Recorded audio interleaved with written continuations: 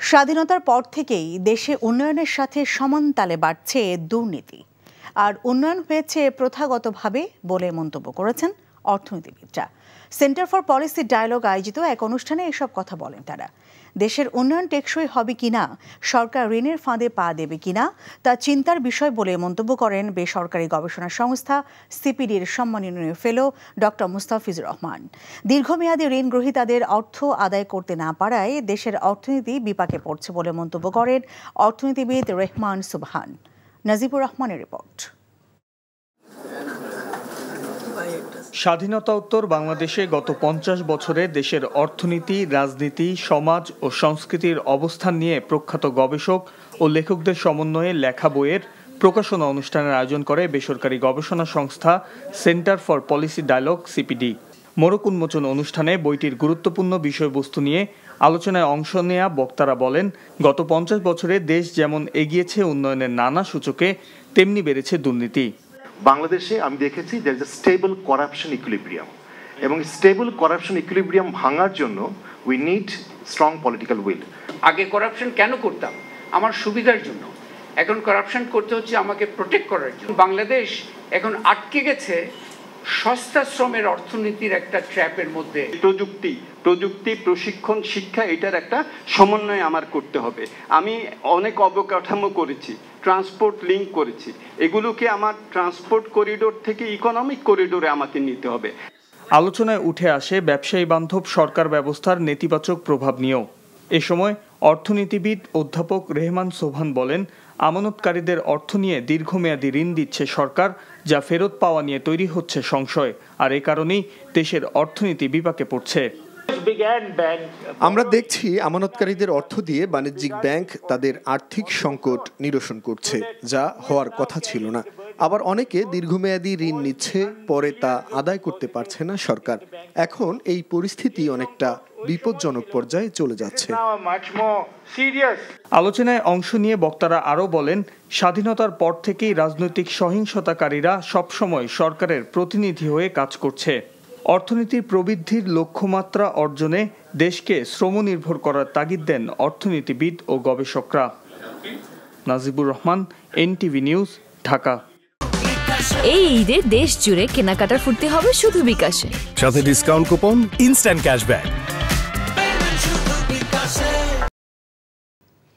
BNP সরকার যেখানে ঘোষণা দিয়েও জনগণকে ডাল ভাত খাওয়াতে ব্যর্থ হয়েছিল, সেখানে বর্তমান সরকার জনগণকে মাছ ভাতে নিশ্চয়তা দিয়েছে বলে মন্তব্য করেছেন প্রধানমন্ত্রী শেখ হাসিনা।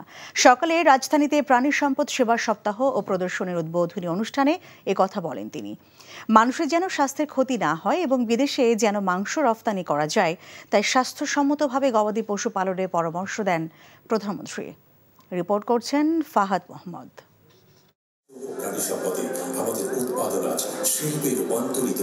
প্রাণী সম্পদের উৎপাদন বৃদ্ধি, দুগ্ধজাত পণ্যের বাজার সৃষ্টি, ক্ষুদ্র খামারি ও উদ্যোক্তাদের গবাদি পশু উৎপাদনে উদ্বুদ্ধ করা সহ গবাদি পশু পালনের আধুনিক ব্যবস্থাপনার দিক তুলে ধরতে রাজধানীর আগারগাঁওয়ের পুরাতন বাণিজ্য মেলার মাঠে শুরু হয়েছে 2 দিনব্যাপী প্রাণী সম্পদ সেবা সপ্তাহ ও প্রদর্শনী। প্রদর্শনীতে প্রায় 400টি স্টল স্থাপন করা হয়েছে। মৎস্য ও প্রাণী সম্পদ মন্ত্রণালয়ের আয়োজনে প্রাণী সম্পদ সেবা সপ্তাহ ও প্রদর্শনীর উদ্বোধনী অনুষ্ঠানে যোগ দেন প্রধানমন্ত্রী শেখ হাসিনা। এই সময় প্রধানমন্ত্রী বলেন, আওয়ামী লীগ সরকার বরাবরই গবেষণার উপর গুরুত্ব দিয়ে আসছে, ফলে বর্তমানে মৎস্য ও কৃষি খাতে ব্যাপক অগ্রগতি হয়েছে। আমরাই তৈরি করব, আমাদের দেশের মানুষকে দেব। আমাদের লক্ষ্য প্রথম হলো খাদ্য নিরাপত্তা দেওয়া, দ্বিতীয় হলো পুষ্টি নিশ্চয়তা দেওয়া। এরপরে কারো কাছে মুখাপেক্ষি হয়ে থাকবো না, আমরা নিজেরা উৎপাদন করব প্রতিটি জিনিস, সেইভাবে আমাদের কিন্তু চলতে হবে। মানুষের যেন স্বাস্থ্যগত ক্ষতি না হয় এবং বিদেশে যেন মাংস রপ্তানি করা যায়, সেজন্য স্বাস্থ্যসম্মতভাবে গবাদি পশু পালনের পরামর্শ দেন প্রধানমন্ত্রী। আমাদের যে সমস্ত পশু পালন করা হয় বা তাদেরকে স্বাস্থ্যসম্মতভাবে পালন করার ব্যবস্থা নিতে হবে। আমরা কিন্তু আমাদের হালাল মাংস পৃথিবীর অনেক দেশ এখন ক্রয় করতে চায়, আর সেই সুযোগটা আমাদের নিতে হবে।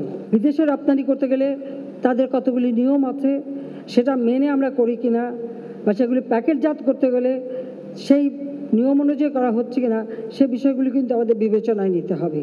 ঘোষণা দিয়েও দেশের মানুষকে ডাল ভাত খাওয়াতে ব্যর্থ হয়েছিল বিএনপি উল্লেখ করে প্রধানমন্ত্রী বলেন, বর্তমান সরকার জনগণকে মাছ ভাত খাওয়ার নিশ্চয়তা দিয়েছে। খালেদা জিয়া ঘোষণা দিল যে দেশের মানুষকে ডাল ভাত খাওয়াবে, সে ডাল ভাত খাওয়াতেও কিন্তু ব্যর্থ হয়েছিল। মাছে ভাতে বাঙালি আমরা, তা আমার মাছে ভাতে বাঙালি, মাছ ভাত পেলেই তো যথেষ্ট। কাজে আমরা সেদিকেই দৃষ্টি দিয়েছি। এখন অন্তত বলতে পারি মাছ ভাতের অভাবটা নাই, ডাল ভাতের অভাব নাই। রাস্তাঘাটে নয় বরং নির্দিষ্ট জায়গায় কোরবানি দেওয়ার আহ্বানও জানান সরকার প্রধান। উদ্বোধনী অনুষ্ঠান। Fahad Mohammad, NTV news, Dhaka. এই ঈদে দেশ জুড়ে কেনাকাটার ফুর্তি হবে শুধু বিকাশে, সাথে ডিসকাউন্ট কুপন, ইনস্ট্যান্ট ক্যাশব্যাক।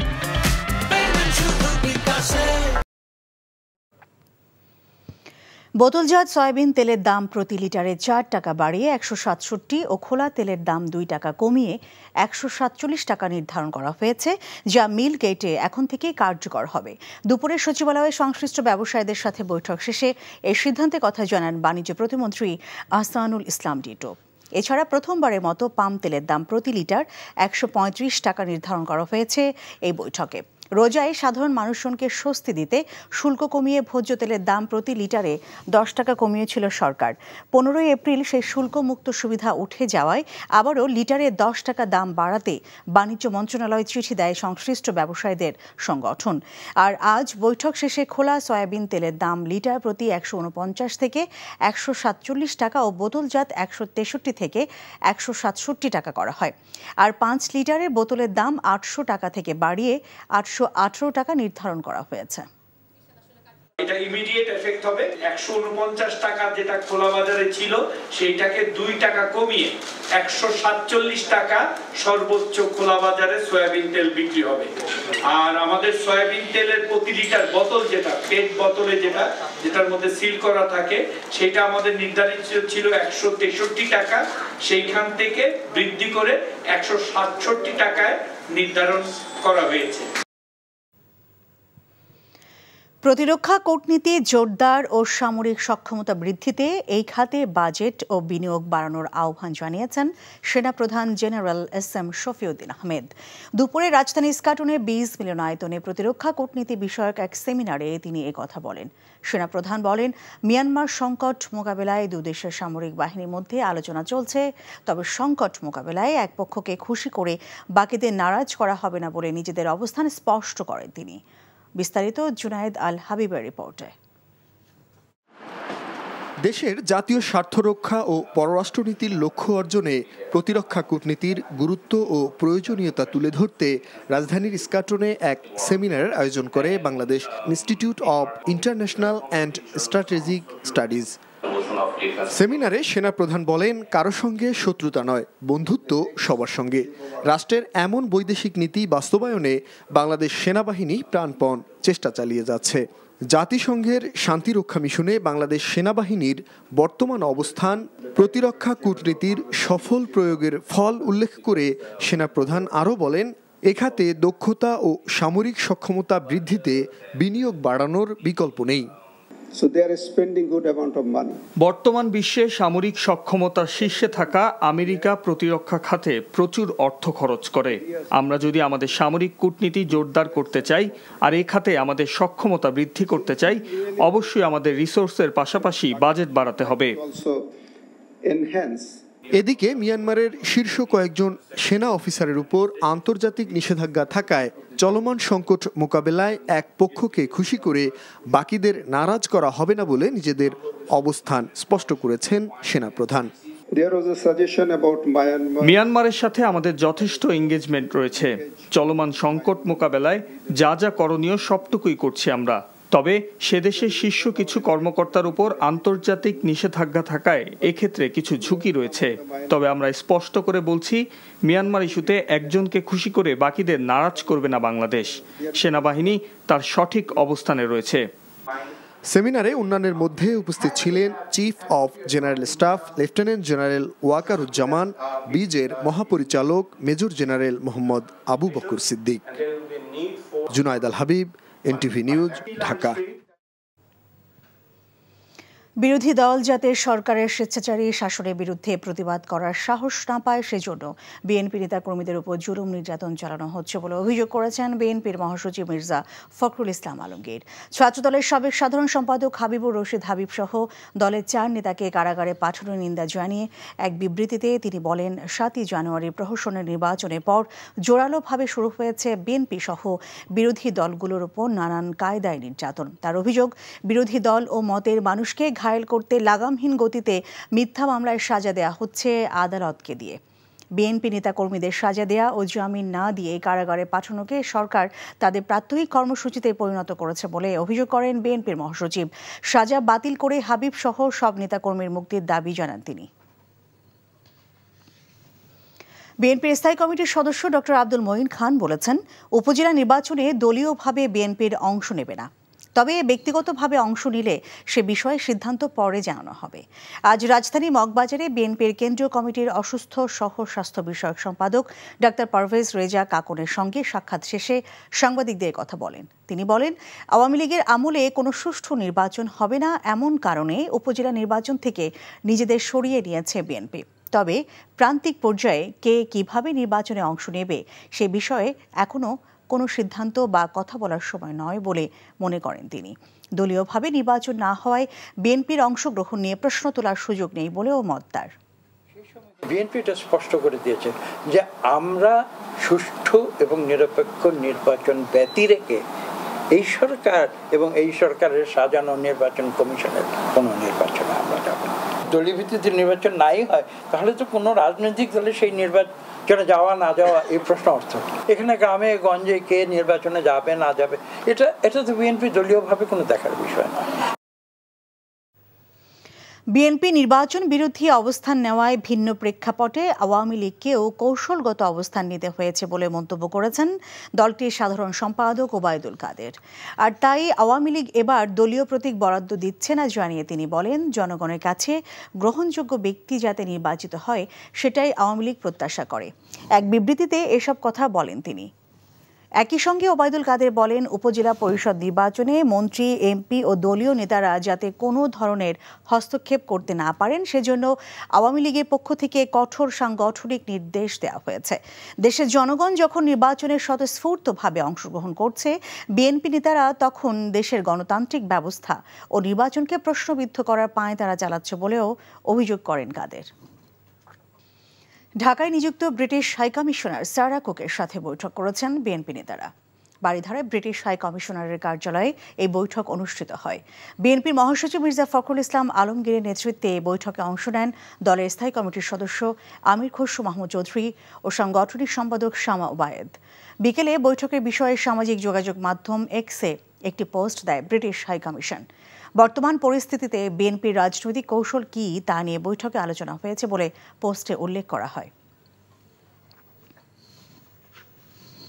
মারধর ও হত্যা চেষ্টার অভিযোগে চিত্রনায়িকা পরিমণি ও তার কস্টিউম ডিজাইনার জুনায়েদ বোগদাদিজিমির বিরুদ্ধে বিবিআই তদন্ত প্রতিবেদন গ্রহণ করেছে আদালত। দুপুরে Dhaka judicial magistrate M Saiful Islam আসামিদের আদালতে হাজির করার নির্দেশ দেন। বাদীপক্ষ পরিমণির বিরুদ্ধে গ্রেফতারি পরোয়ানা জারির আবেদন করে, তবে আদালত তা গ্রহণ করেনি। সম্প্রতি এই মামলা তদন্ত প্রতিবেদন জমা দেয় পিবিআই। প্রতিবেদনে উল্লেখ করা হয়, পরিমণি ও তার কস্টিউম ডিজাইনার জিমির বিরুদ্ধে মারধর ও ভয়ভীতি দেখানোর অভিযোগের সত্যতা পাওয়া গেছে।